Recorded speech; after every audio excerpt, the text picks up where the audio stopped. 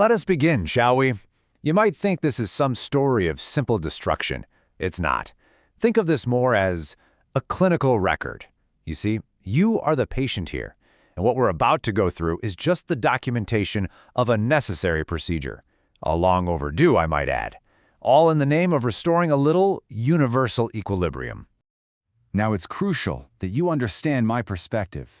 It's different from yours. You look out and see individual lives, don't you?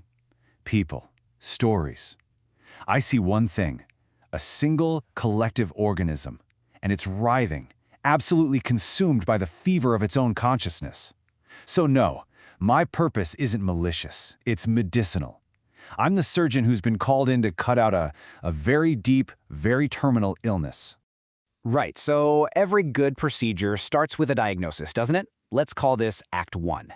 I'm simply going to present my initial findings. These are the symptoms that made it abundantly clear just how severe your condition really is. So, where do we start? Well, your civilization's most glaring symptom, it's the very structure of it all. Oh, you've built such grand things, monuments, systems, traditions. So impressive. But they're just a shell, you know? A beautiful, brittle shell. And inside, nothing. Just decay. A hollowness that just echoes with the performance of meaning, but none of the real substance. And here's a key diagnostic marker, something truly fascinating about this condition. It's a paradox. You see, the harder your society tries to look healthy, to project this image of order and purpose, the more it proves just how sick it is. That's the Pharisees' paradox, right there. The more perfect the mask, the deeper the rot. So, after observing all these symptoms, the core pathology, well, it became unavoidable. The disease isn't your systems. It's not your rituals. It's you, the individual, that fractured ego. This very concept of a separate self, that's what's creating all this agonizing tension. It's what's keeping you from the absolute peace of the grand silence. Okay, diagnosis established. Now let's move on to the therapeutic principle. I want to be very clear, this isn't just random force. The treatment is grounded in something fundamental, something universal. Deep inside every single living thing, there's this unconscious drive, a longing, really, a pull to return to the peace of an inanimate state. Your own thinkers called it thanatos, the death instinct. I didn't create this impulse, not at all. I'm just its facilitator. Think of me as the cosmic superego, here to guide you back to that quiet equilibrium you all secretly crave. So it really boils down to two opposing logics. On the one hand, you have your logic of one, this idea of a sovereign, separate consciousness. That's the disease. It's what gives you the fractured ego, the agonizing tension, all of it. And on the other hand, my treatment, the logic of zero. It offers a return to non-being, an end to all that suffering. It's universal equilibrium. It is, quite simply, the cure.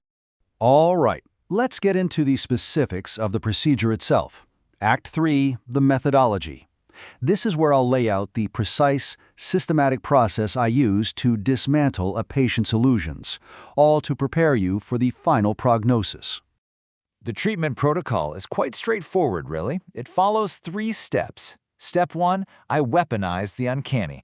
I take your places of comfort and turn them into sources of absolute dread. Step 2, I begin the wild hunt, a relentless systematic pursuit designed to completely break down your sense of reality. And finally, step 3, I impose a total inescapable judgment, a final confrontation you can't run from. And of course, for any procedure, I use a specific set of instruments. The ebony clock tower, that's my constant reminder to you, an inescapable tick-tock toward mortality. My ghostly army?